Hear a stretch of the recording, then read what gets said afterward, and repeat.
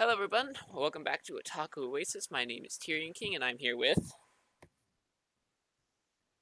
And I'm Joshua, and today me and Matt are covering Star Wars Visions as a celebration for May the 4th, because we're actually trying to be timely with this video. Um, What? Timely? so We're we'll be always covering on the time. episodes. Yeah, definitely. Regardless, so we'll be covering the episodes in chronological order, which starts with The Duel, which is done by Studio Kamikaze Doga, which, if you don't know, because I don't, you probably haven't experienced their studio much before, Matt, I'm assuming, right? I do not know any studios, and also I'd like to put it in, just like the Hades Stone episode, there is going to be a slight delay. We will probably cut each other off a bunch of times. That's because when one of us is talking, we usually cannot hear the other. So, just... Yeah. So we'll try our best. yeah. Um, but yeah, Kamikaze Doga, I know that they've done other anime, but at least like what they're kind of well known for is that they've done like a lot of the JoJo openings. So Oh, alright. Yeah, their art style was... I was really a fan of yeah. the art style for this one. Oh yeah, yeah. No, they're really good at stylized CG. Like really good at Yeah. it. But yeah, I mean the duel. At least to put it simply, because a lot of I think the duel is covered more by the style of the 3D animation than like the actual story kind of going on within Oh, it. yeah. But it's basically just like this do you know what a ronin is? I do need to actually kind of ask this Isn't a Ronin if you like a samurai who would travel the country, like, typically alone? um yeah, sort of. Like you got the traveling part right. It's just that there's a little bit prior that is basically that they betrayed their master sort of thing. Yes. So but yeah, otherwise you pretty much got a spot on. Just had to specify that just in case. No, that makes sense. Um but yeah, so basically we have like the Sith Ronin who goes up against someone who's from like I think this is after like the Empire's taken down in episode 6, Yeah, right? it's the fall of the Empire because there's an offhand mention that the Raiders raided an old Imperial base and stole all the armor and all the weapons and stuff from there. Yeah, yeah. Um but basically like their commander has like this at least at the beginning pretty cool umbrella like lightsaber thing, All which right, I was like it's the cool. way that they use weapons, the way that they use weapons I think in this episode is probably the coolest out of all of them. Yeah, it's cool, but like completely impractical to the point where that's the whole point is that it's kind of unpractical. Yeah, but I mean it still is a pretty cool effect, No, just it's like it's basically cool. they hover down on it. It's cool. It's useful. It just when I saw that, the only thing I could think of was the helicopter lightsabers from Star Wars Rebels, and then I remembered that that was really stupid.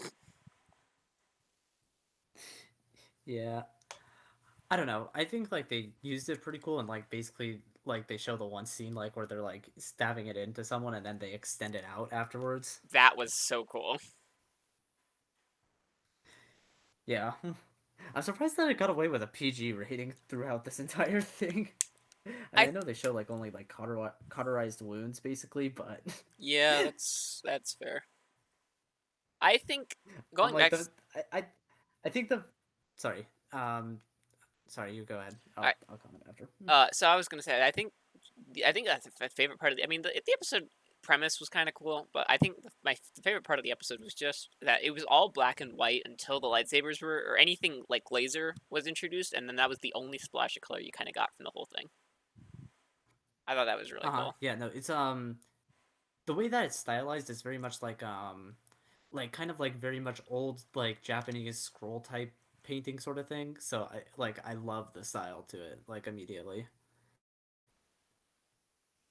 Yeah. So But back to what you were saying. yeah, as I was saying, oh, what was I saying? Oh, I was just gonna say that I think episode 1 out of all the episodes probably the most brutal episode out of all of them. Uh, yeah, yes.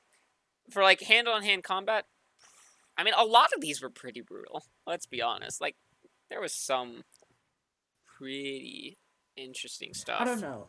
Like I don't know. Episode 8, when we get to it, I'm like, I think that's like the second closest, but otherwise, not.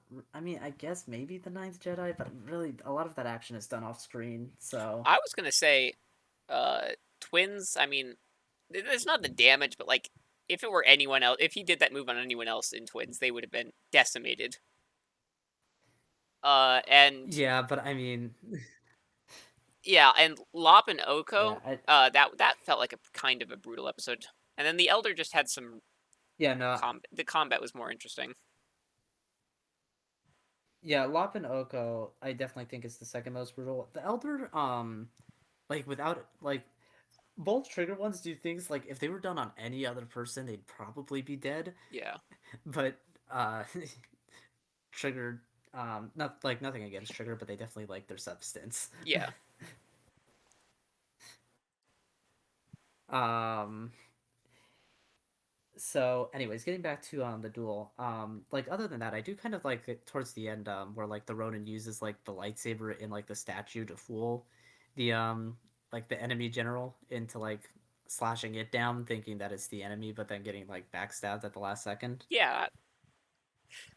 So was that lightsaber always there, or is it just another one he had? I think it's potentially the one of his master. I'm assuming that he potentially killed his master, I would imagine, yeah. If he's because got the that title of Ronin, then I'm because guessing that's he another killed. way. Yeah, because that's like the other way that you can get the title of Ronin is by killing your master. So um, but like other than that, I mean, it's pretty simple. I do kind of like the kind of also simple thing of where like the Ronin tells the what is it the like the guy at the tea place to be like, yeah, make sure my robot's fixed before this tea boils. I think one of my favorite lines from this, where the enemy general is like, "It's been a long time since I've killed a Jedi," and then he just pulls out his lightsaber. She's like, "Oh, your lightsaber color is red," and that's when she realized she messed up. Yeah. I know, if I remember Yeah, no, correctly, I I was heard a lore piece that the reason his lightsaber it has to be sheathed like that is because it's broken and physically cannot turn off, and like the sheath's made out of old like other lightsaber pieces so that it can contain his sword. if that is the case, that's actually pretty cool. But I mean, I think it's also just so that they can get that katana effect. Oh, But you know, definitely. I mean, they um, really like doing lightsaber katanas in this show. I mean, I wonder why. I wonder why. To be fair, I do think that like, cause I don't know, we don't see like a lot of Eastern like culture based ones, like base worlds in like the Star Wars like universe normally. So like seeing kind of like those Eastern I cultures kind of covered in like these worlds was pretty cool. I think the only episodes that are on worlds that we know about are the twins and Tatooine Rhapsody. Yeah, yeah. The rest are kind of just in their own kind of thing. Yeah. But just one other thing, I think, unless you have more to talk about for the duel, I like that there were like different type of blasters. Like there was a rifle one and a Gatling gun one. I like the different colors because usually it's just blue and red, and then sometimes green. I like that there was like actually different colors. Yeah, no, like the use of colors like to a minimalist effect was also really done in like this episode. And I don't know, like I don't consume like every Star Wars content under the sun, so I don't know if like these other like blaster types were in like other series, but I just found it cool. Like there's like this like the Gatling gun blaster was just, I don't know, I really liked it and Yeah. how it was done. So yeah, there are Gatling gun blasters. They were typically more of like a Republic thing, if I can remember. But I think the other interesting plot piece that I saw was at the very end, when he's ready to leave. He gives the village chief one of the like Sith kyber crystals he'd taken, and told him it was like to ward off evil. Now Mm-hmm. I also don't know every piece of canon under the sun. That doesn't sound right to me. Like you'd think a Sith kyber crystal would attract evil instead of repelling it. I don't know. It could be like one of those things because it seems like kind of like a feudal Japan era type one. So it like could have been like, even if it doesn't technically do that, it's kind of like a folklore type thing, Yeah, you know? that makes sense. Yeah. But do you want to move on to episode 2, Tatooine Rhapsody now? Yeah, sure. If you're done with episode 1? Okay. So episode 2, Tatooine Rhapsody, it's done by Studio Colorido, which I actually haven't heard of this studio, so I couldn't tell you what other things they've done. But their style is that they have is like kind of this chibi style and whatnot, but it's like pretty cool. Um, if it animates pretty well, I think. Yeah, it came across pretty good. I think it definitely confused me because like I was under the assumption that since they don't really seem to change much from the start of the episode to the end of the episode, that this episode takes place generally within the span of like a couple of years at most. But I don't know. I mean, I do think they do have like that like that flashback, like towards the middle of the episode where it's like, and like where they're talking about it, like mid episode of like going to save, is it like Jabba the Hutt's son or something like that? It's I don't I think it's like a cousin. Something. He's related to Jabba the Hutt, basically, and like Yeah. instead of wanting to take over Jabba the Hutt's cartel, he wanted to be a rock star. Which, I mean, you do you. I just find it like funny that that's like the plot of all things. But regardless, it's also just the lightsaber microphone. I thought But that was so cool. oh no, it is pretty cool. Um, but like regardless, it's like in that flashback that I think like the main like the leader of the band says it's like been like 5 years or so since he met him and whatnot, and Oh, they've just always been on the run because they can't perform anything with all the bounty hunters after them. potentially. I missed that if it was there. I think it is. I might be mistaken though. I don't know. But yeah, I do just kind of like the end where they're finally able to perform, and when they perform, like everyone's on their side, and then basically instead of like having this be an execution, the leader of the band's like Java, become our number one sponsor, and we'll become the best band in the universe. Yeah, I did like that they basically kind of forced Jabba to let them live and kind of support them instead of killing them like he had originally planned. Mm-hmm. No, it's honestly like I don't know like how much I'll say like on each of these plots, but just kind of as an overall, I think a lot of these, except for like kind of towards the end, are nice, very like self-contained stories that Yeah. like I think two might have just like a like to me at least the pacing felt a little bit rushed like in the beginning part, but like once we got like towards the second half, I really liked it. Um, but other than that, like at least for like the first 7 episodes, I really liked the pacing throughout. Yeah, I think the pace. Yeah, I think that was the issue. Is like I really started falling off around 8 and 9, and now that you mention it, it is. I think it's because that they're not self-contained stories. I think that's why I got a little. I wasn't as satisfied with 8 and 9. Is because they left more to be continued. But like, who knows if we'll ever get that? Yeah, because at least at this recording, there's been like no announcement of like any more episodes like this or not. But I mean, at least with 8, I'm at least like I can kind of get an idea of where this is going. But 9 just is like the biggest cliffhanger I think ever. I'm like, I kind of need like at least like about 10 more minutes at least to get like this story wrapped up. Yeah, I think we'll discuss it more when we get there. But like, I don't know. But with two, going back to two, I really appreciate going back to the Boonta Eve because like who's thought of who thought we'd ever see that set piece after episode one? But it was really cool seeing that set piece animated and like a callback to like not where Star Wars began, but like where the story chronologically took place. Mm-hmm. Yeah, no, I definitely do think like even like with the original worlds that this anime creates, like they definitely do like the most with them, I Hmm. think. Like if there's one thing I can at least say about the settings is that they're all interesting and different from each other. Yeah, yeah. This show does the Do best you have world anything building more to I've say seen on? in a long time for Star Wars. Like it is probably one of the coolest world buildings because we just get so much of it. Yeah, I think it also just does it very well without like having to be like in your face with it as well, you know? Hmm. Like a lot of it's just like stuff that you can gather just by watching. Yeah. But otherwise, sorry, and I didn't mean to like get into your idea earlier, but is that about it for episode 2 that you have? thought wise? That's pretty much all I got for episode 2. Okay. Moving on to episode 3, the twins. This was done by Studio Trigger, who have done a lot of things. I could list them all, but there'd be a lot because I've watched a lot of Trigger shows. But Is there I anything guess I would know? at least their probably best well-known shows would probably be Kill la Kill and Darling in the Franxx. I've heard of them, but I have not seen them. Yeah, I mean they're at least what they're well like. Those two are what they're well known for at least. Darling in the Franxx for better or worse, but regardless, the twins honestly, I think, and I may potentially be reading into this, but has like probably the most interesting plot that isn't told like basically straight to the audience. Wait, what was that?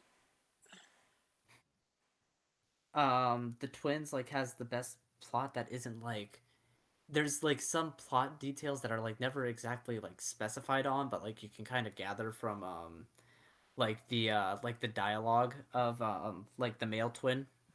All right. What are your like? Can you go a little more in depth on that? Yeah, I was just like his comments and whatnot like make it seem like he's been kind of in like a time loop sort of thing and has been trying to save his sister over and over again Really? and I hasn't didn't. been able to say it. It's I like save her. I didn't get that at all from it.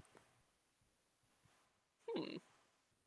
Because like there are things where he's like walking into like the hallway and this is like he has like the like little scene with our I forget what it is, Our but it's like duo. basically R2. It's our Yeah, duo. our duo.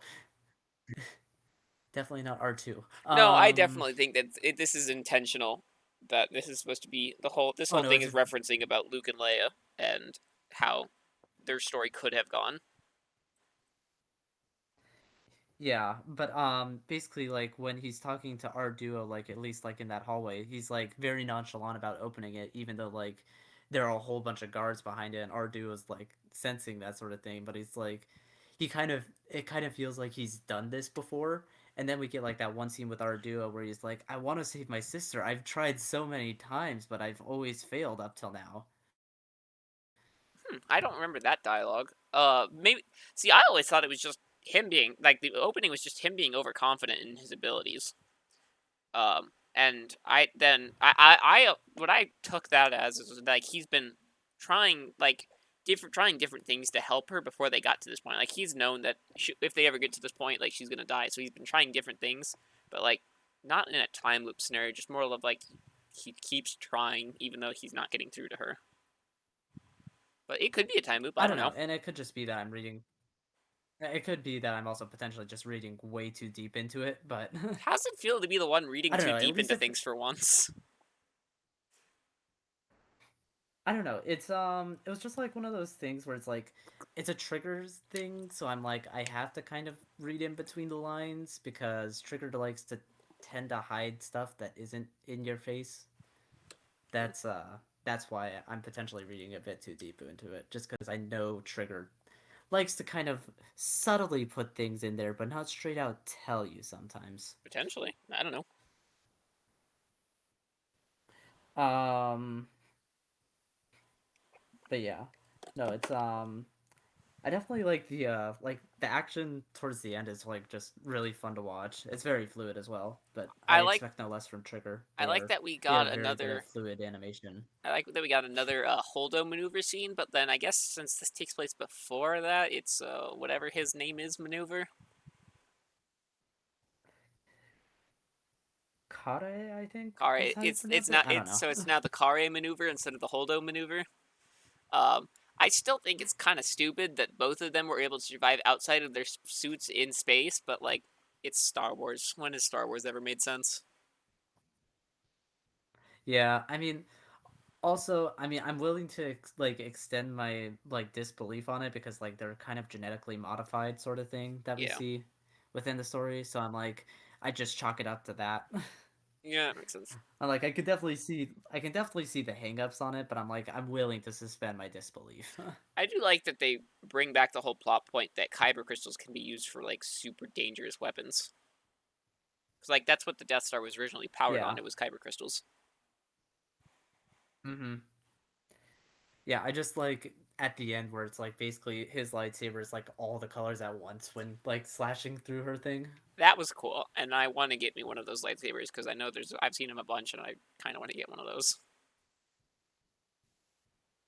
Yeah, I don't know if that's like existed within like other like Star Wars materials before, but it definitely was at least pretty cool to see like animated like that. I really think this episode is like pushing the boundaries of canon, non-canon. Oh no, for sure. I definitely think as well. Yeah. I Also, I guess just also the like lightsaber whip arms, I guess, like that the girl had were pretty cool as well. That is actually canon. This was back in Legends at least. So I don't know if we've seen any examples since Legends became Legends, but there were people who used like laser whips that basically worked the same way as lightsabers, Hmm. except they were just whips instead of swords. Yeah, but I mean, it lent itself well to Trigger's animation style because they're like very much with like fluid. Like if you couldn't tell, like their animation is always very fluid, so it isn't always on model and whatnot. That's why it has more simplistic designs in this episode. Yeah, I think like the duel and the twins are very different animation styles, but they're both like really, really good animation styles. Yeah, yeah, no. Like Kamiko's Doga's like is really good for like its like self-styled CG that animates pretty well, while Trigger is pretty good at like making styles that are very fluid that like carry very high-speed action. Yeah. If that's a way to like kind I of summarize it. Going back to I actually think the twins is non-canon, and it's basically like this is like a Star Wars what if episode. Like what if Luke and Leia were taken by the Empire or whatever? Because basically, if you think about it, this episode ends where A New Hope kind of begins. Like the Luke character is on Tatooine staring at the double sunset while looking out to space trying to save this princess that they know is out there. Mm-hmm.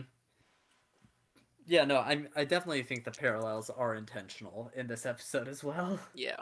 I like there are a lot of parallels, not including the I think it's like C9PO or something like that, like Yeah. I a divisible by 3. yeah. It yeah. It was very blatant, but I also appreciated it because it was blatant. Yeah, I think just because like these studios are getting to like work with the Star Wars property for like potentially what may be the only time, I think this may have been Trigger's thing where it's like I want to create a fanfare to Star Wars, so let me create this. Yeah. No kidding. Um, because yeah, I think they were pretty much like, if I remember correctly, it's like basically the studios were pretty much given free reign to write basically any short story within the Star Wars universe that they wanted. That makes sense. So yeah. But otherwise, anything else on the twins or That's all I really got for the twins. okay, yeah, because I mean, I think like at least just to finish it off, the animation is like this is another episode where the animation is more of the focus than like the plot itself. Yeah, because like the plot kind of starts big and then ends up being kind of pointless in the end. But it was more of a focus on the animation. But I wouldn't it was say still I wouldn't nice story. I wouldn't say it was pointless. It was just very much like basically the character story of like once he saved his sister, like we just kind of like quickly went into like the falling action practically was like a nosedive to the conclusion. Yeah, that's fair. um But yeah, so up next we have episode 4, The Village Bride, which was done by Kinema Citrus. They've done things like Made in Abyss and The Rising of the Shield Hero. Okay. Um, and you can clearly tell because they put a lot of their work into the background art because they're pretty good like for their background art stuff, I Yeah, this think. episode, from what I remember, was beautifully animated in the background. Yeah, no, like if you like see Made in the Abyss or like Rising of the Shield Hero, their background art for like their environments are always really beautiful. So Nice. I was like going into this, I'm like, I'm so glad that this episode mostly focuses actually on like the planet lore. Like the character lore is still like there's like still a character story there, but like the planet lore is like kind of like the big thing that they focus on like overall, I think. That makes sense. But it also just kind of helps because it's like we're allowed to explore this world in like the short amount of time, and it allows Kinema Citrus to flex their strong points. Yeah. um, but yeah, getting into like the story of the Village Bride, it's I think this has to take place like around like episode like 2 to 3 ish, I think. No, actually, it's after 3 for sure. Um, it's somewhere. I'm gonna say somewhere between 3 and 4. That's my guess because there's such a big gap of time there. I'm gonna go between 3 and 4 because they Okay, mentioned that yeah, I just know that. when the Separatists fell, they left the droids behind, and then the Uh that huh. the raiders were able to reprogram the droids to completely obey them. Yeah, I was like, I just remember that there were droids, so I was like, I know it has to be kind of somewhere around the prequel era. Mm. Though I'd But almost want yeah, to say but also yeah, closer to 4 because they seem to not know what Jedi are. I don't know. It's tough. I mean, yeah, that might very well be the case because also the flashback that the main Jedi in this episode has like I think might be like when like the Jedi were being slaughtered towards the end of episode 3, or at least somewhere in that time period between 3 and 4 when they were kind of being just kind of offed by Vader. If I remember which flashback you're talking about, I think you're right. Yeah. Yeah, because it's either that or it's flashback from 9, and I cannot remember which one's which.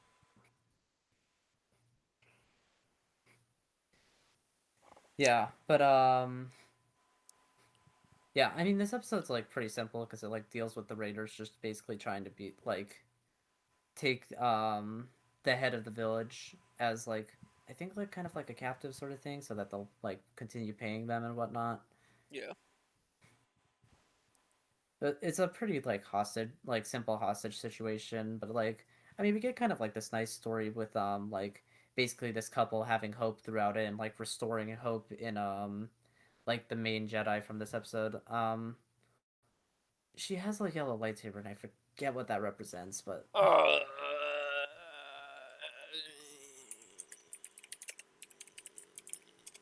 One second. yeah, They're sorry to put that on you. I'm just like no, you're good. They're basically Jedi Sentinels. They've honed their skills in a balance of combat and scholarly pursuits. I see. I've also seen Yeah. something about it usually means that someone underwent a change in identity, which actually I think fits more with this story. I think Yeah, I think that that's definitely what the yellow like is supposed to represent. yeah, yeah. That sounds about right.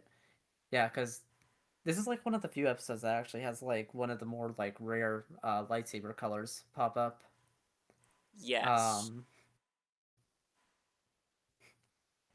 the other one is actually the next one we're going to talk about, but we'll get to that one. But Oh right. Yeah. yeah, no, I just kind of like this I like this like I just like the story of basically like this Jedi who's just like kind of I wouldn't say like lost hope in like humanity, but just like doesn't want to like interfere too much and kind of keeps to herself. I mean, it makes sense. Um, I mean, her whole. She's on the run from the Empire at this point. She doesn't want to do anything that'll risk her basically getting killed if Yeah. she messes up. Mm-hmm. I really like the old man in this episode who's just like both like not only like explains like kind of the situation pretty well, and I think has like a good reason for it, like that he's like kind of like this historical like he likes surveying planets for like their history and whatnot. Yeah, that makes But sense. also just like he has like he's able to show her, like her like that the hope that are in like this married couple even though that they're up against like what would seem like a hopeless situation. Yeah, I think that's definitely his goal because like he mentions that this is the planet that her master was from, and then he makes an offhanded comment that like the other sister who's like trying to stop the married one from leaving reminds him a lot of her. So I think Mm-hmm. he's really trying to like get her to take pick up her vows of a Jedi again, which we see happen. Because I think that's part of the reason is because the reason I think the yellow is supposed to mean a change in identity is because when she decides that she's going to help, she cuts off her Padawan braid, which is basically her stating that she's now a full Jedi. Mm-hmm. Yeah. Yeah, I just also like this one line from the old man where he's like, "Nothing comes from war except loss," and I'm just like, man, that's such a good line. Yes, that is entirely true. But yeah, You know, I that don't know whole what else scene to of like. her cutting her braid off just reminds me of a panel from the Darth Vader comic series. I don't remember if this was actually canon or not, but basically after the storming of the Jedi Temple and after Darth Vader gets his suit, he walks into the Jedi Council room and just declares as he basically says something along the lines of, "As the sole surviving member of the Council, I hereby decree myself the rank of Jedi Master," and then just walks away.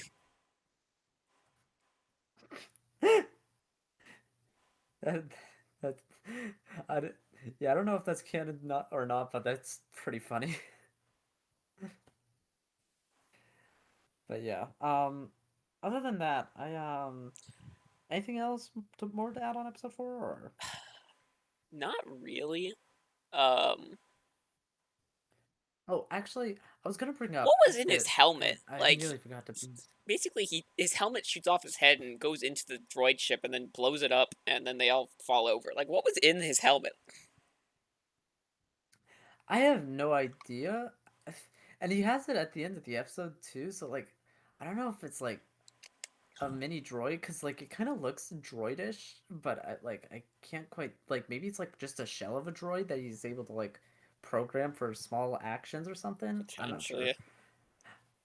I was more questioning like because his blaster rifle that he has seems to be like limited on shots in this, so I'm like, is That there a is specific reloading thing there for is it, or is it yeah just there is a thing old? of like actually there are like magazines and ammo clips or whatever. I don't know the proper terminology, but like there are like the guns run on ammo. Like they have to reload the guns. So it kind of makes sense where Man, the movie. if he's not a fighter, he wouldn't have a bunch of ammo on him. Yeah, man, the movies make it seem very much otherwise. But Yeah, and that may just be a game thing, but I'm assuming that there is actually like a reloading function to the guns. I don't know. Maybe it's just like for like those different ones, like rifle ones at least in particular. Potentially, Potentially I could be the case, but I don't know. actually going back, I do like, and I don't, I can't, I know it was definitely in this episode, but it also may have been in the duel. The use of the like freezing blaster bolts midair. I really love them using that more. Oh yeah, no, I think yeah they use it honestly. Like I think in a few episodes, the duel is definitely one of them. I think not is it T0B1 or is it the Elder? I forget. It's one of the two that I think they use it. Yeah, it's the Elder that they use it in as well. When would it have been used in the Elder? I don't think anyone uses a gun in the Elder, but it's not to. I don't think it's to. I don't know. I don't know. I don't know. Or maybe it's La Pinocha? I don't know. It's like one of the back half episodes I remember, but I can't remember which one. Yeah, I can't remember Oh either. wait, no, it's the one it's literally the one we're on. Yeah, I was about to say it's this. I know it's in this one. Yeah, that's the one I was thinking about. Yeah, it's like I can't I'm recall a thinking single time yeah. in the back half episodes where they froze the blaster bolt. No, it was this one. I was just misremembering. Nope, Yeah. you're right. Yeah, I guess that's what I get for binging it all in like a day, but whatever. I mean, they're kind of short episodes, to be fair, but Yeah, otherwise, anything else for the Village Bride, or are we good to move on I think to we're good to episode move 5? on. Okay, so the next episode, episode 5, is The Ninth Jedi. It's done by Production IG. They've done honestly a lot of things, but I don't know. At least when it comes to more well-known properties, Konosuba, Haikyuu, Kuroko's basketball. That's like at least three ones that I think are fairly commonplace. So, Fair enough. um, you at least probably heard of one of them. I've heard of IQ, and I've also heard of Konosuba. Yeah. Um, but yeah, this one, I think probably has, I think, kind of potentially the most complex plot out of all of them. I don't know. I'd say it's like up there with potentially the Elder, With complex at plot? least with plots that are like complex plot, but like that makes sense, or at least like resolve within the episode. I think, yeah. I think Ninth Jedi by far has the most like that resolves itself in the episode. Ninth Jedi by far has the most complex plot. Most complex in general is number 9, and that's only because I still don't fully understand what it was going for.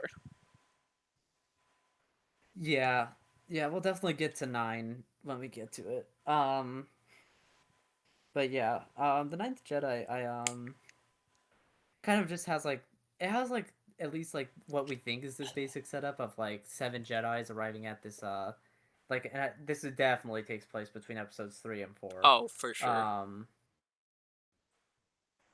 Um, but basically we're like these 7 Jedi meet at this like secluded temple like to get like lightsabers because they're like masterless Jedi, which obviously there'd probably be a lot of those I'd imagine in between the times of 3 and 4. But basically the lightsaber smith is sold out by like the magistrate of like their planet and whatnot, so it's up to the daughter to deliver the lightsabers. I And well. Oh wait, hold. Okay. Yeah, you're right. No, I was confused because I'm pretty sure. I'm guessing you said you mentioned the sabersmith because like all I heard was magistrate and daughter, and I'm like, she's not the magistrate's daughter. no, I mentioned sabersmith before that. Did it cut out? No, I spaced out for a second. Oh, you spaced it. Oh, okay.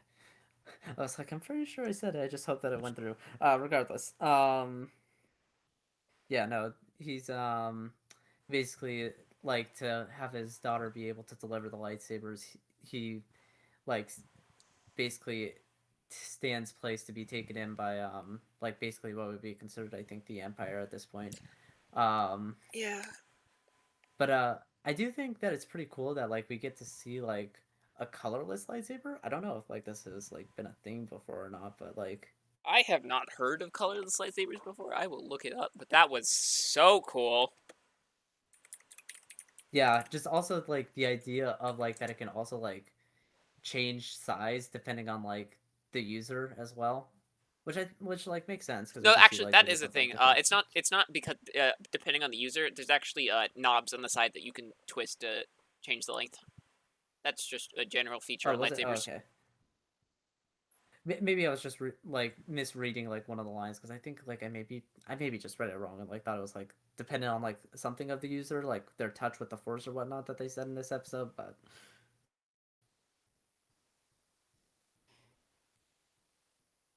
yeah, but I do think also this episode has probably like um at least the best like fight chase scene. I wouldn't say the best like driving animation at least, um All because right. that would definitely go to one of the later episodes. But did you find anything on colorless lightsabers or? The other thing I found was something about Legends, which it was in Legends. There's an actual crystal called the Ghostfire Kyber crystal. It's like extremely dangerous. They're like the most deadly. But that's not what this is.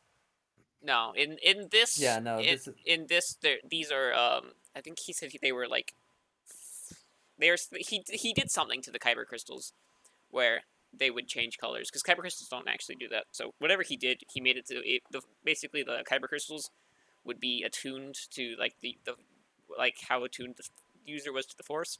And I also think the reason he did that is because mm-hmm. in lore, it's the kyber crystal is the one that chooses the Jedi. Like the Jedi is supposed to find their intended kyber crystal. So I imagine when they were messing with the kyber crystals, they made it so like anyone could use them. Uh-huh. Yeah. But yeah, it is. They did mention Um that the reason that it's invisible for her is because she doesn't have much skill with the force yet. yeah, she wasn't attuned to the force at the beginning of the episode. But I do like cuz later when basically cuz when she delivers it, basically it's shown that all but like the one innocent guy who came in uh like our Sith Ah, that basically, was except for like one so other cool. one.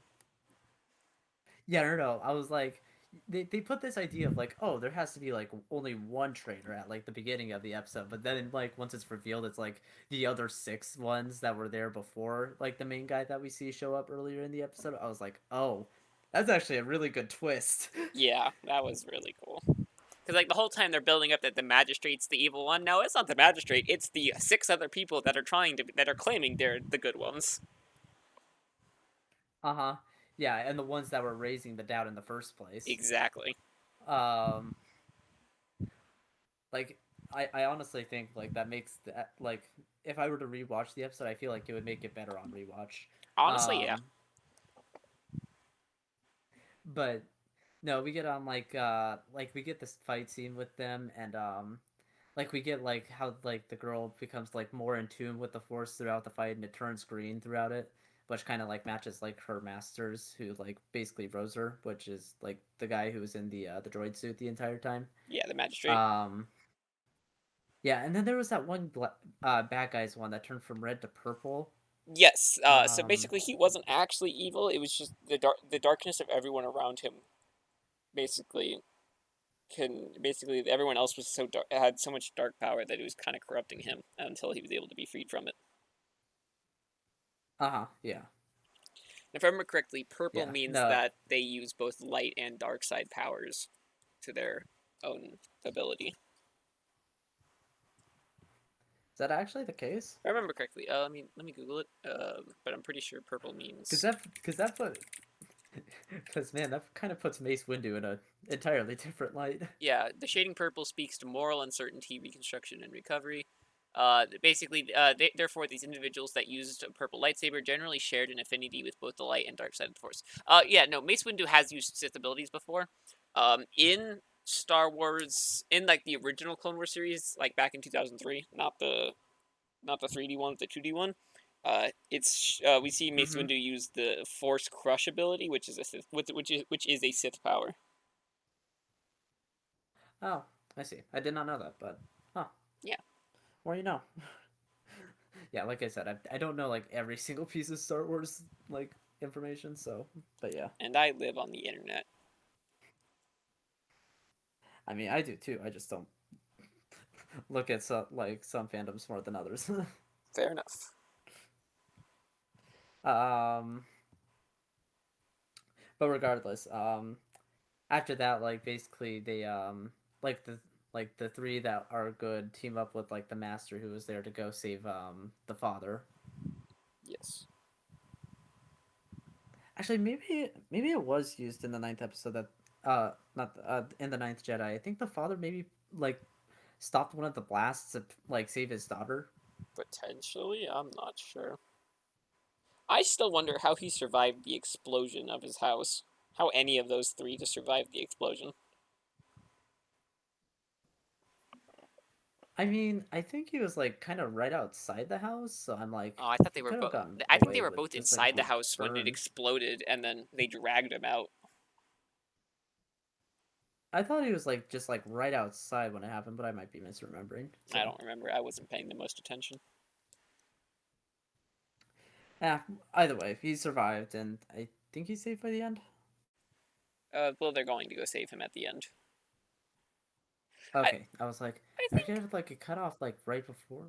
I think the biggest thing I like with the basically when they made Legends Legends and rehashed all of the continuity is that there are now way more people who survived Order 66. Because like originally, it wasn't much more. I don't think it was much more than Obi-Wan and Yoda in Legends, but like now there's so many different people who have apparently survived Order 66. Yeah, I mean, I don't know. I feel like like if you don't have that many people survive, it kind of stifles like creation and Yeah. whatnot in that universe, you know? I think there's a fine balance. They have to there's a fine line they have to walk where basically, if there's too many people that survived, that the empire's kind of incompetent, but too little people survive and you run out of stories to tell in that time period. Exactly. But yeah, other than that, I think that's about it for the Ninth Jedi, yeah. Um yeah, I think so. Um all right, and then we move on to episode 6, T0B1. It's done by Science Saru. Oh, that's one of I my favorite episodes. It's so cute. Oh yeah, no, it's really it's like the art style for it is really nice. I don't know if there's any like well-known works that like most people would know. I know that they did like a show pretty recently on it was like kind of like a historical, like kind of, I think, kind of historical retelling of something. I forget what it was called, but that was pretty recent. But other than that, I don't know. There isn't much on like that they've done, but like their styles, like their styling stuff is pretty good. And like you can see it in this episode. I also find it nice that like this episode is also somewhat like a kind of self-reference to Astro Boy in a way. Yeah, that makes sense. I can see it now that I look at it. Yeah, I'm like, at least with like Toby, like it isn't like exact, but like he Oh, seems wait. to take like Hold kind of on. allusions to like Astro Boy. Toby's is not a robot. In the description, it calls him a cybernetic boy, which implies that there is some organic inside of him. Yeah, maybe. That's I don't that's know. probably why he can use the force, is because he's not fully a robot. Yeah, that would make sense. Yeah. Um, Even though but they no, I call just him a robot a million times in the episode, he the description calls him yeah. cybernetic. So I'm going with he's cybernetic, but he may not even know he's cybernetic. Like he may think he's a full robot and doesn't realize there's some organic in him. Yeah. Yeah, I think the professor may once mention that he's like a cybernetic human because I do think I remember hearing the term Jinzo Ningen, which like is basically like the term that's used for like cyborg, or as you would perhaps know it translated as android. Um Ooh. Um, what was I gonna say? Am I the yeah, only one who thinks that the that's professor looks like the professor from the Mega Man series? I mean the Mega Man professor was based off the Astro Boy professor, so I'm Ah, not well, yeah, that makes surprised. sense. I've never seen Astro Boy, but like I have a vague understanding of what Astro Boy looks like, and it does look a lot like Toby. hmm Yeah. Like I said, it's not like an exact thing. It's like how it's like basically instead of taking homage from Star Wars itself, they decided to take to homage to Osamu Tezuka, which is quite nice considering he's like the grandfather of anime and whatnot. But Yeah. yeah. Regardless, this is just like a nice little story of where basically like at the beginning, like Toby's like, I want to become a Jedi, and just like has like very much this childlike mentality to him of like I want to become a Jedi, and so it's like always looking for like this kyber crystal and doesn't know where to find it Yeah, because like the professor says, I'm gonna be honest. As soon as this episode started, he's like, "I'm gonna be a Jedi." I'm like, "Yeah, this is gonna be a sad episode. I know for a fact this professor's dying at least halfway through." yeah, yeah, no, it was sad at the halfway point when the professor like is, to save Toby sacrifices himself and whatnot. We Yeah. do get to see his first ghost at the end, which is really nice. Do you think Toby recognizes that he's the reason, like that the professor is dead? Yeah, no, he does. That's Okay, he why he does recognize it. stays to continue yeah, no, no, it's why he continues the professor's I research, thought he just continued it because the basically. professor was dead and he wanted. I wasn't sure if that was because he knew that it was his fault the professor was dead, or if he was just wanting to continue the professor's legacy. I think he was able to connect one and two. Yeah, Because, like, after the professor's death, he kind of. I wouldn't say, like, he grows up entirely, but he becomes a he bit more, matures a like, lot. mature in the sense. Yeah. Like, he still keeps, like, this kind of childish wonder about him, but he also, like, matures, like, to understanding, like, what the professor was, like, trying to like not I don't like but like kind of coming like into like that Jedi peace of mind state, and also like trying to fulfill the professor's wishes because like he kind of blames himself for it. Yeah, he slowly realizes that I the think. Jedi aren't these adventurers roaming the galaxy. They're people who are just trying to do the right thing. And also one of the things is there were like basically there was a whole like subdivision which was doing what the professor was doing. So that's part of what the Jedi did was like they had different departments for like agriculture and healing and so many other different like not all the Jedi roamed the galaxy and fought in wars and stuff. Mm-hmm. Yeah, and I do like that like by the end of this episode Toby comes to peace with like not like at least adventuring out like he thought he would, but more of adventuring to different planets to try and do what the professor was doing. Yeah. I also just like that basically like he affirms himself in being like a Jedi like through the fight towards the end to like not like to get revenge but to be able to defend the planet that the professor had spent so long working on. Yeah. And I think that one scene of like him like collapsed over the professor's grave and suddenly the kyber crystal shoots out of his chest and the lightsaber forms together. That was so cool. Yeah, I just also love the little thing where the professor calls him his Padawan and whatnot. I was That like, was man, I got so teary eyed at cute. that scene. Yeah, that's fair. I almost cried too. That was so cute. Yeah, no, I'm like, gosh, this is such a good like just self-contained story that like honestly, out of all of them, like at least like when it comes to like I don't know, I don't know how I want to phrase it, but like I think it's like the right balance between like story and animation that like I love the episode for it and Yeah, whatnot. I think the Toby episode is the perfect balance between story and animation. I think you're absolutely right. Yeah. Like I'm not gonna say like it's like animation like junk food like the duel or the twins, but it's like definitely I think hits like that good balance. And I think the next episode as well, the master The Elder. or not the master, the elder kind of like is another one of those ones where I'm like I really like it as well. It has a bit of a slow start that next one, but I definitely do like that one as well. Yeah, But yeah, I think that's about all I have to say on Toby, but yeah, that one was really good. that's all. Yeah, that's all I got too. I also just like I also just like how it goes from being like T0B1 at the beginning of the episode to being like Toby by the end and whatnot. It was so cute. Yeah. Also, I guess there is one last thing. I do love his dream sequence of like becoming a Jedi and whatnot. That was really That was cool. like, yeah, I think that's probably like the best animated part of the episode in my opinion. Yeah. But yeah.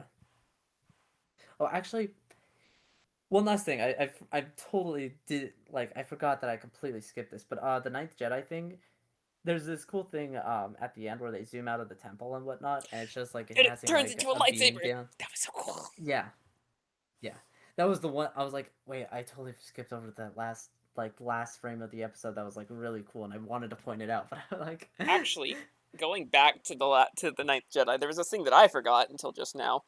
Is the joke about the droids getting paid breaks? oh yeah, That was so funny. that was really funny. Yeah, I just also find it funny. There's like just the one elder droid there. He's like, get someone else, and then the girl checks it like the rest of you are not working. Yeah. Yeah. But anyways, moving on to episode 7, The Elder, which is done again by Studio Trigger, so don't need to self introduce that one. Honestly, I really like the very subtle story I think that's being told with this one Yeah, that makes sense. as well. Uh, were you able to like pick up on it, or was it just me reading potentially too into it? Well, the only thing I really got from it was that it really felt like a repeat of um the Phantom Menace. Wait, didn't Trigger do uh the twins episode? The twins, yes. So then what I'm picking up is Studio Trigger really likes doing reference episodes because to me episode 7, The Elder, plays kind of similar to the Phantom Menace, where you have you basically like the masters, the Qui Gon and the whatever the apprentice's name is. He's basically like the Obi-Wan figure, and but it kind of swaps. At the end, instead of like Master Qui Gon dying, or the Master dying, it's the apprentice who gets injured, kind of similarly. And once they defeat the Sith kind of just tries to destroy all tracks of himself, so they don't really have anything else to go off of. Yeah. I don't know, like at least from what I got from it, and again, I might be reading too much into it, but I felt like the Sith was like the Jedi Master's master. Um, I didn't get that, but I'd love to see your explanation for it. So basically, the episode starts off with like the master being like, or at least like the Padawan saying to like his master, like, "Man, you're coming out into this mission pretty quick and going like to this specific mission that you chose. Is there like any reason for it?" And like, he's just like kind of pretty vague about it and whatnot. But like towards like the end of the episode, like once like his master is dealt off with, or like once basically like the Sith is dealt off, like the master is dealt with the Sith and whatnot, the master goes into this talk of like, yeah, I don't like if the Sith was in his prime, I don't think I could have beat him. Just like kind of insinuating that like maybe they like he had fought him in the past, but like potentially as a master and Padawan sort of situation before he like went off to his different path and basically like, yeah, the older that you get, like it kind of diminishes like your power, but it's like what your experiences allow you to do, like that can allow you to I mean, succeed as a person. potentially, I didn't get that. I just more like thought he was being in a literal sense, where it's like I didn't beat him. It's time that defeated him. If I like I barely held my own with him at this age. If he had been any stronger, if he had been younger, then there's no doubt he would have defeated me. Because I don't know. It could be. I didn't read that deep into it, but I just figured, it's like I barely won against him now. Who's to say I would have won had he been any younger? Yeah, I don't know. Again, it's just my own conjecture. Like, I could very much just be reading a bit too deep into this. But I And don't know. I feel like it makes like kind of the story of time being like the ultimate enemy of things, like just kind of all that more like prevalent because like maybe like the master turned to the dark side because he was growing weaker and whatnot, or potentially, at least what I I don't know. assume to be the master of like the master in the episode. I don't know. Yeah.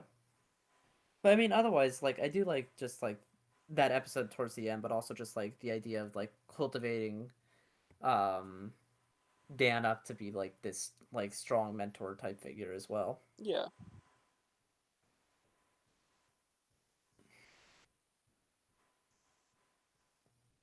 Anything else that you want to say about it, or that's all I had for the elder. I the his weapon, the Sith weapon was kind of interesting. How it was hooked to the back.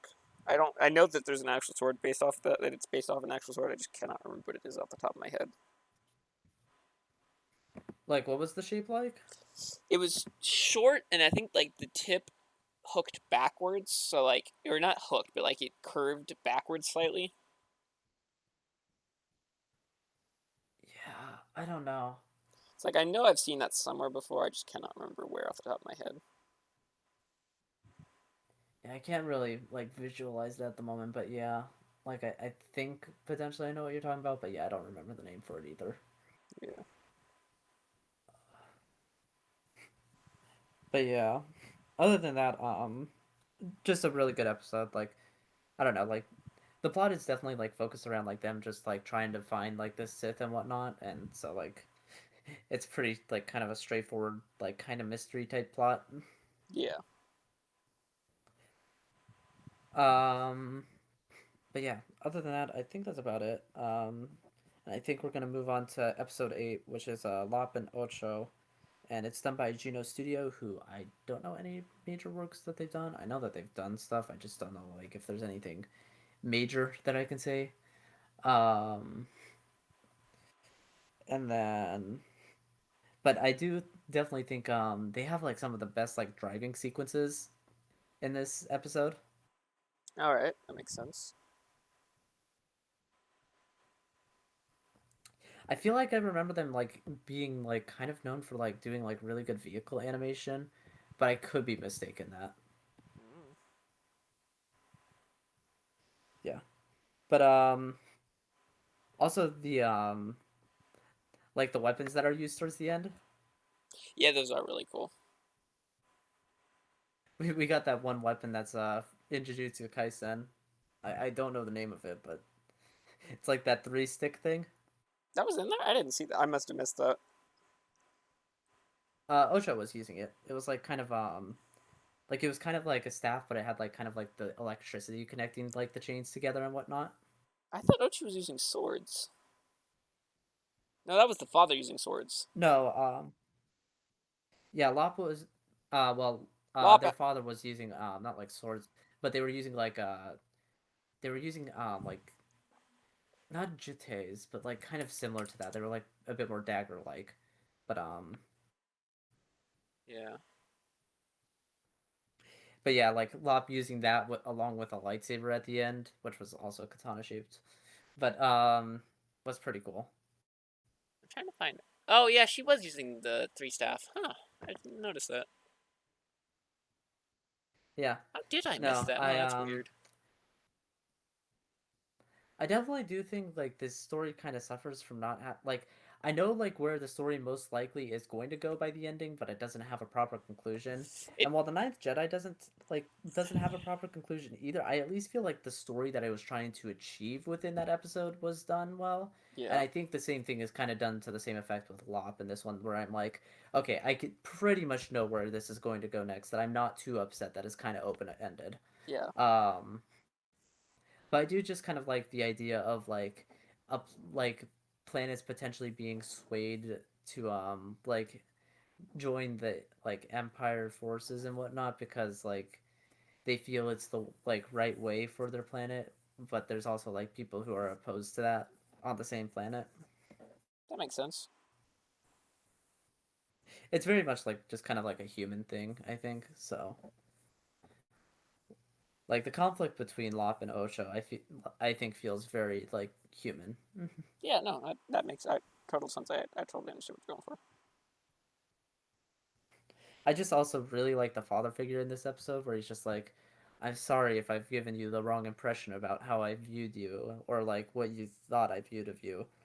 I really like even though like he was like he's very fighting much hard in like these ideas, he also like is able to like kind of like throughout the episode kind of realize his mistakes and whatnot. Yeah. No. Yeah, I do It like also that. just really sucks that Go for it. sorry.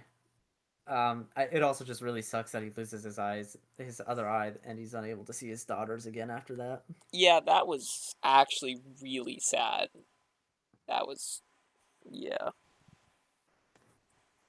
Man, no, Yeah, that is really sad now that I think about it. yeah. So sorry to interrupt. Go. What were you trying to I say? was gonna say that I like that. I really and then there was the whole droid where like the droid's trying to show Ocho the picture that they took when they adopted Lop, Oh yeah, and she destroys the droid instead. Mm. yeah. No, like it hurt. It hurt This because it's episode like you're hurt. like Like, Ocho. No, it's like very much a very good like family drama like type episode and whatnot, and I'm like, Ocho, I understand where you're coming from, but why are you doing this? yeah, I'm like, there has to be another way, right? you would hope. Yeah. And I think Lop is basically like meant to represent like that because like she understands both sides, but like is trying to fight for like basically the best path between Yeah, the two. yeah. Otherwise, I don't know. I feel like it's very short on what we're saying on this, but I do really appreciate this episode. No, this episode's definitely. one of the better story-wise, but I think it focuses too heavy on trying to tell a story so much that they couldn't finish the story. Yeah, I feel like even just like maybe like a, I don't know, 5 extra minutes like would have been good enough. But Yeah. like I feel like potentially they might have been capped at like 23 minutes because I think that's like the longest episode, and that's the production Well, IG one. Ninth Jedi is 24 minutes. But if we want to talk 24. about episodes that focus too heavy on plot and couldn't complete their story, let's go to number 9, Episode 9, baby. which doesn't even have the excuse of running out of time because they're tied. I think they're tied for, or they're coming very close to the. They're tied for Shortest episode? shortest Yeah. episode at 15 minutes. Like you had a whole another at least 9 minutes, or at the most 9 minutes, to play with and help your story, and you didn't use it. I think this episode's the weakest by Yeah, far. I'm I'm not a huge like, fan of the animation style. I don't understand the story. The only thing I got out of the story is, oh, yeah, well, I guess Palpatine actually could have saved Padme. Um, but yeah, it's yeah, just to before we go any further, the episode's called Akakiri. It's also done by Science Saru again. Um which one yeah, was Science it, Saru? like I definitely think that they also did Toby, but I think there were Uh, different animation teams because the style on like the style of the Elder is very much different from the style of the Twin. So I think they had different directors and like probably like their teams were like split in half for these like yeah. episodes and whatnot. But while I think that like Trigger can work within those confines, I don't think Science Sorrow was able to necessarily do that with their second episode. Like nothing against it. I definitely think while you may have not liked the style, I definitely think they were trying to go for like that bit more like gritty, like kind of realistic style for this. So I think like I It's kind of get what they were going for, it's but not awful. It's just like if I had to pick a least favorite out of all of them, it would be number 9. yeah, like I can get it. I mean, the faces like definitely I think takes some getting used to. I definitely think that was like probably the biggest thing, at least animation wise, that threw me off in the episode. Yeah. Um, but regardless, it's yeah, I don't know. It's hard to explain this one because like I don't fully Get what they I were going think for. I kind of understand. Like I think I kind of understand it. Of like basically this was like a guy who prior to like coming back to help try and restore the planet to what it like its planet's government to what it was like a pretty upright guy, but like through this has like kind of become like he became desperate and like was willing like especially because his master said like you know this like your fate will be to like basically fall to like the desperation in you Yeah, if you it's like go back. if you go on this mission, I can't help you. It's up to destiny whether you fall to the dark side or not.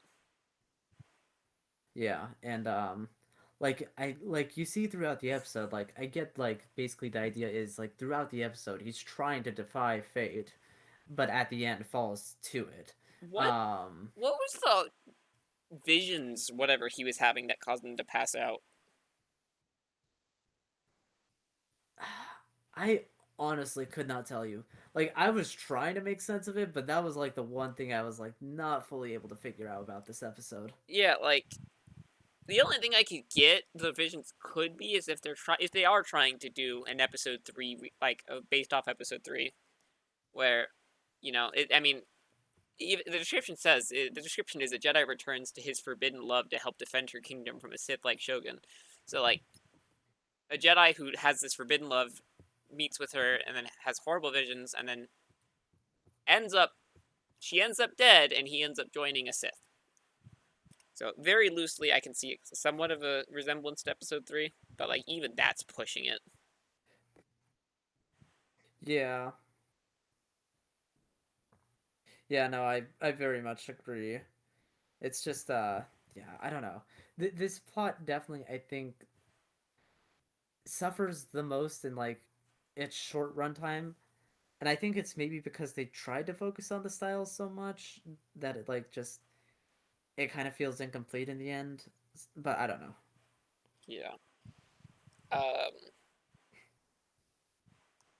there was a whole point in the plot where they lose one of the guides in the mountains and the Jedi goes back to get him, and then I feel like they immediately just brush over it like it never happened.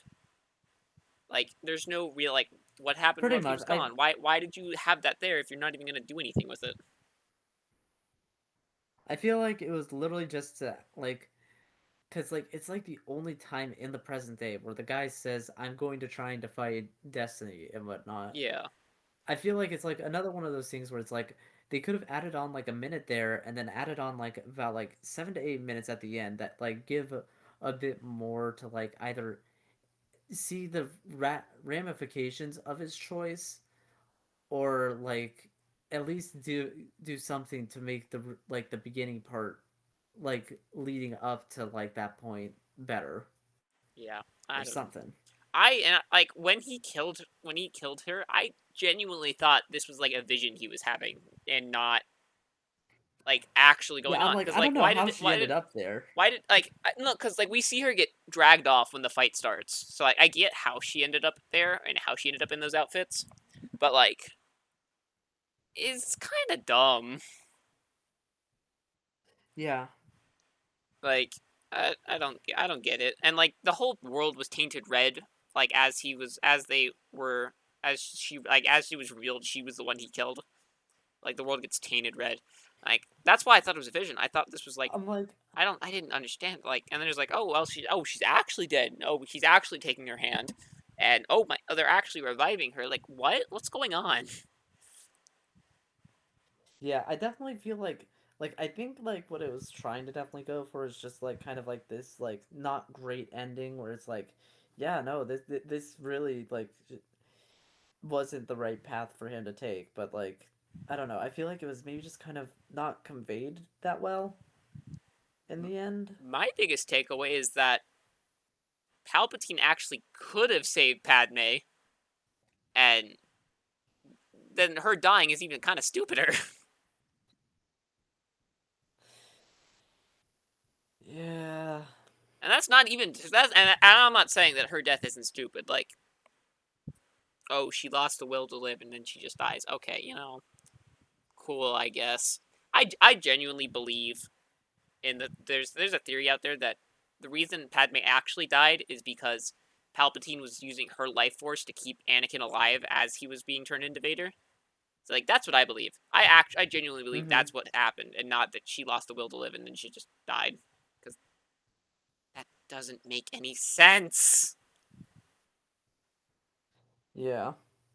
And yeah, and then even then, the whole prequels are an entire mess of continuity. Yeah, but at least with like the Clone Wars, we can kind of see what the prequels were kind of trying to be. No, yeah, I get it. I think I think my funniest like continuity error in Star Wars is that in Return of the Jedi, Leia mentions having memories of her mother. She was only with her mother for about 30 seconds before her mother died. What? Yeah. How does that make sense? Like I get it, she's attuned with the Force, but like still, even that doesn't help explain it. Yeah. Mhm. Anyways, yeah, episode 9 is not. I don't want to say it's bad, but like I also can't, in good heart, say it's good. It's to put it nicely, it's a kind of confusing mess that like kind of is trying to bring up like some cool ideas, but they get kind of muddled along the way. I think the best way to concise my opinions on it is they did too much with too little time. Yeah, that too. That too. And I don't But even know if like there just being a fight and the Shogun being defeated would have been made it better. Like I don't know. I don't know. I, yeah. But otherwise, I don't know.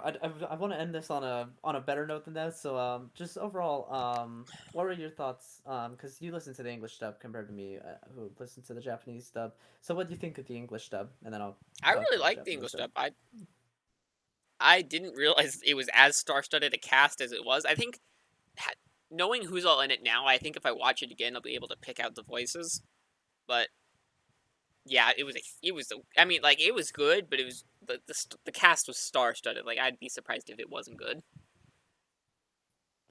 Yeah, no, it's definitely pretty star-studded on the JP side as well. But I was actually able to recognize a lot of voices like right off the bat. Like I was like, oh, that's Itadori's JP VA, or oh, that's Zoro's VA for like Zoro from One Piece's VA. I Yeah, I was don't. just like, oh, these are pretty cool. I could recognize these. The only voice actor who I can really like immediately note is Bryce Papenbrook, and that's only because he literally does not change his voice for any character. As from what I've seen, Yeah, all of a his lot of his characters have characters. basically the exact same voice. That's why it's so easy to tell if it's a Bryce Papenbrook character.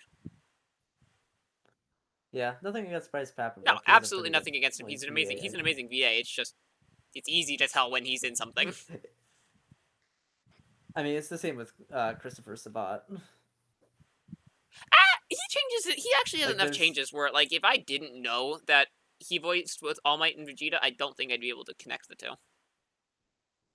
I can tell All Might and Vegeta because that's practically the same one. But Vegeta Really? and Piccolo within the same one, they're Vegeta and Piccolo are done a little bit differently. I actually But couldn't All tell. Might I and I don't Vegeta, see I any think, are pretty comparison. similar.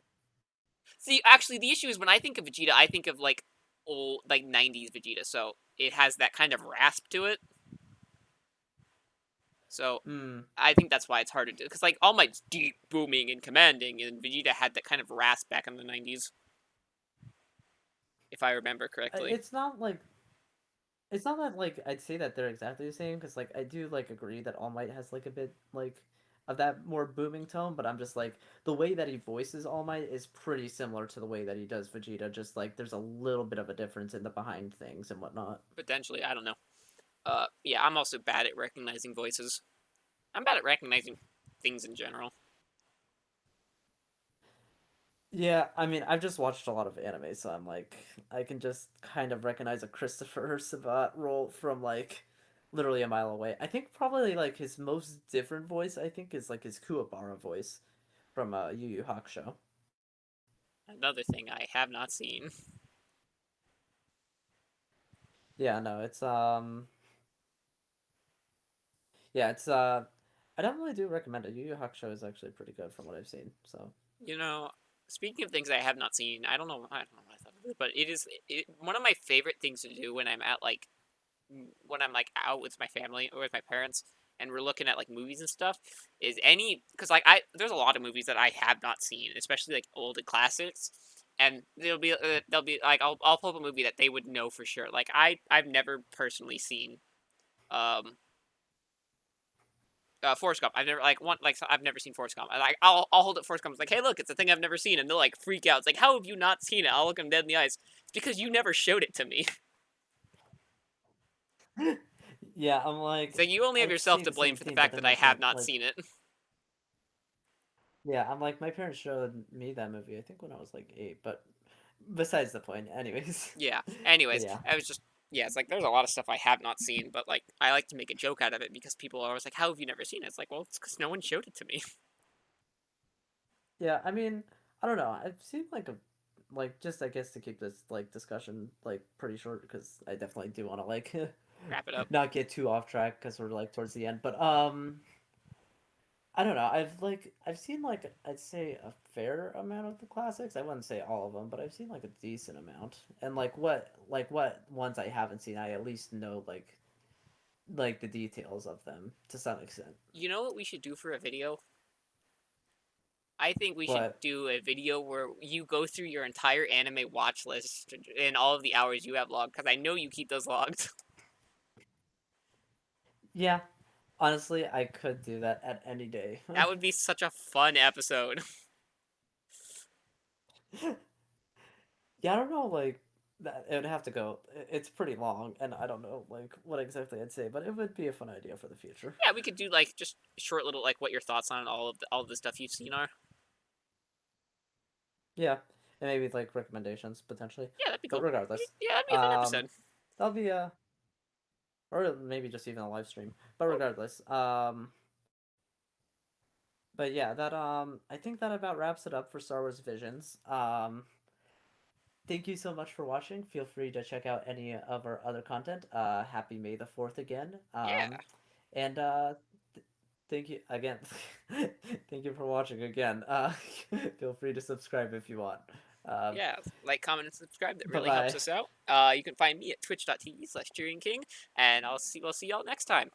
Bye bye. Yep.